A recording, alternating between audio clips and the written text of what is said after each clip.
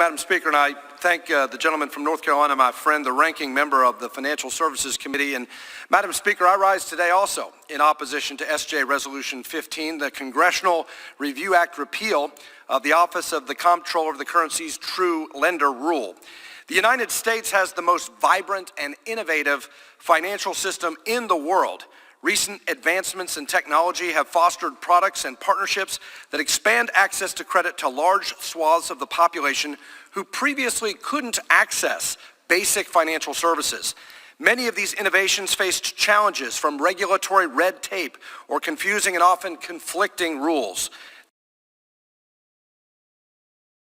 The OCC's True Lender Rule gave needed clarity to banks and their partners, fixing the disastrous Madden ruling.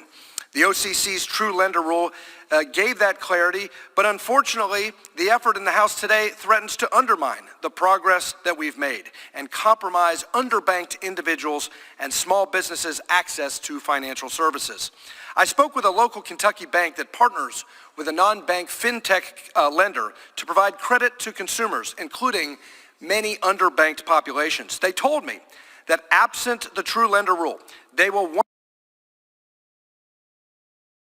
once again be buried in compliance costs to keep track of the patchwork of cases that dictate the rules of the road.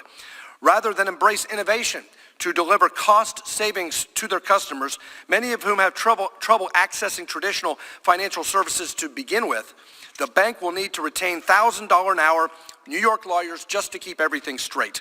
And guess what? Those costs get passed on to the consumer through higher prices or reduced product availability. This is yet another example of the Democrats sacrificing good policy for the sake of political points, all under the guise of consumer protection. Contrary to some of the rhetoric from my colleagues on the other side, a vote for this CRA will actually harm the very people they purport to be helping. And Madam Speaker, one final point for the record. I do ask for unanimous consent to insert into the record an April 14th, 2021 letter to the chair of the Financial Services Committee from the former OCC acting comptroller, Blake Paulson. And the point I want to highlight— Without, if the gentleman excuse himself from it, without objection. Thank you, Madam Speaker. And the point that the